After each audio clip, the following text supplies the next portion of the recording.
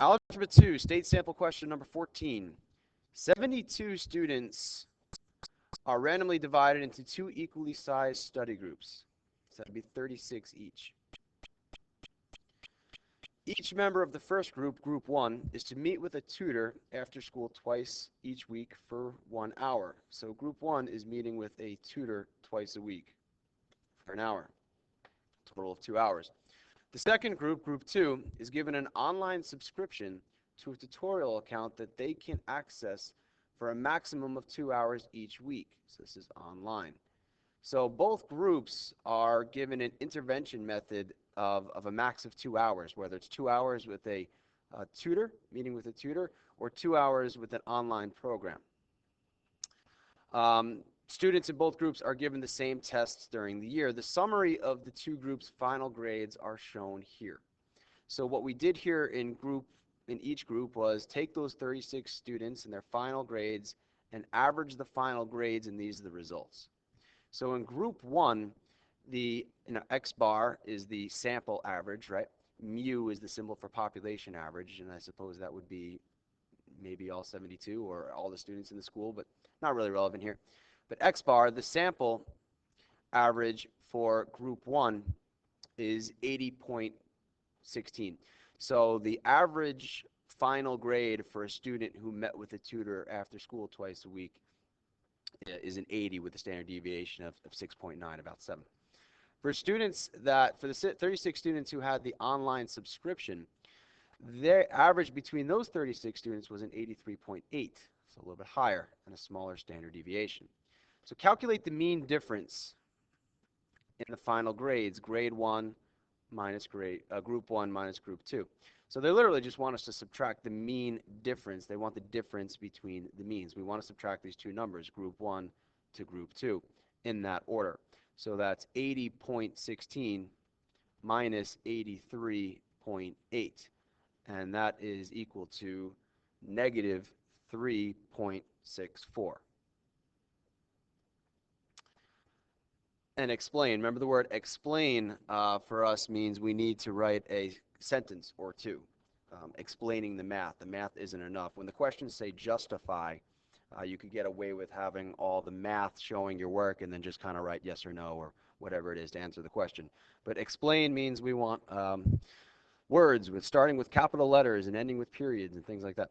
So explain its meaning in the context. So what does this mean? When I subtract these averages, I get negative 3.64. What that means is students in group 1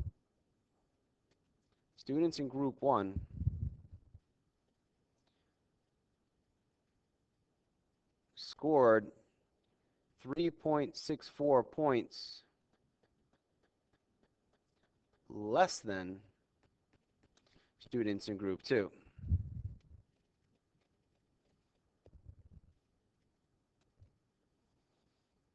Students in group 1 scored 3.64 points less than students in group 2 on average on their final scores or with their final scores. Of course, this can be worded differently.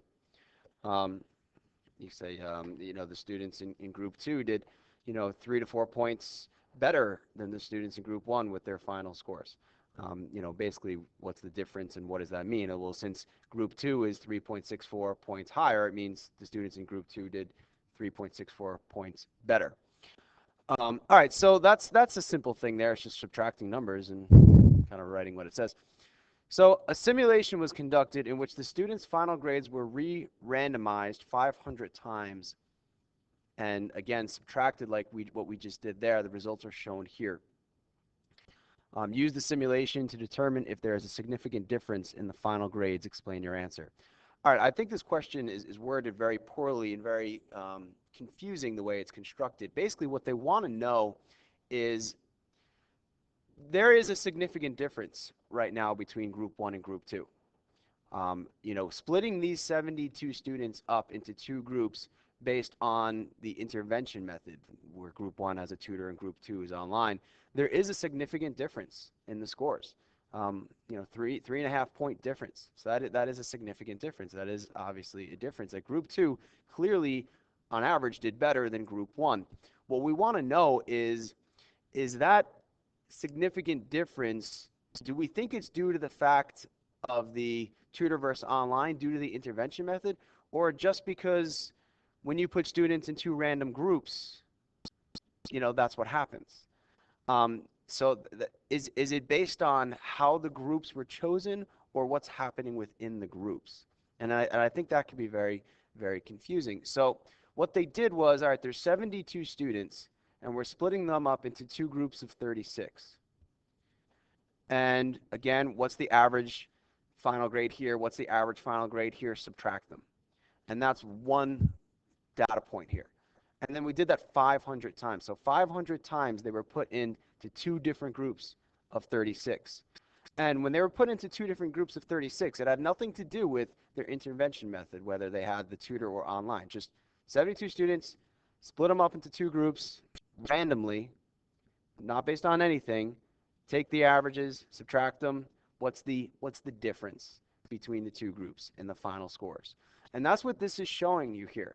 And what you're seeing is that the vast majority of the cases, I'd say all of these kind of within this, that kind of like would be the average here would be 0, standard deviation maybe 2, so I'd say about within 1 standard deviation is about that, which we know is about 70%. I'd say in about 70% of the cases, if not more, when the students were put into two random groups and we found out and we took the average of their final scores and subtract them, most of the time the groups were pretty similar. The most frequently was close to 0. So if in the most cases when students are randomized into two groups, there's not a big difference between their scores.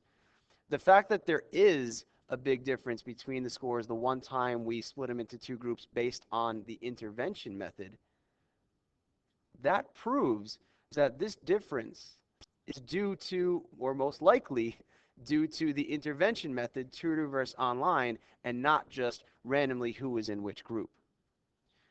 And so that's what we're trying to say here, is that a difference of negative 3.6 like this, that negative 3.6, that would be over here.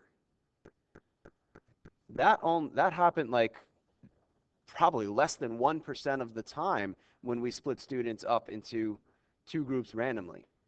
So the fact that that happened the one time we did it based off of how they learned, there must be something significant about how they learned. And so that's what we're trying to show here. So how to word that all here, that then becomes the challenge. So determine if there is a significant difference. Yes, comma. When students, sorry, yes, comma. When students were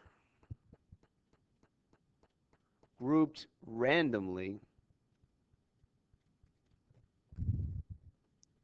the mean difference was, we could say, the majority of time was close to 0. The mean difference was on average, or well, we'll say most of the time, we'll say close to 0. Close to 0.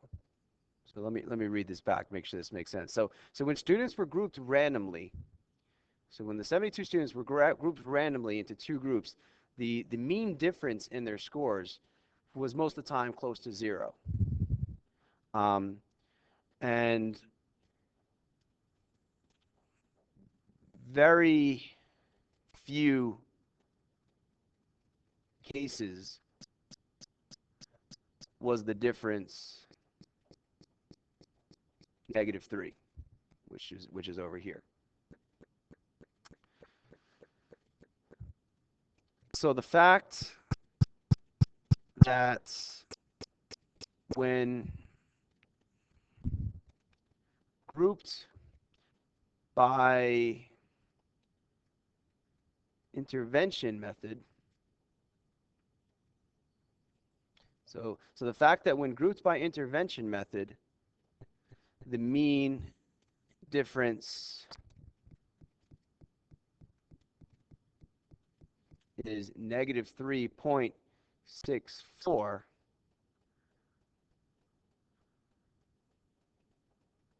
shows the intervention causes a significant difference.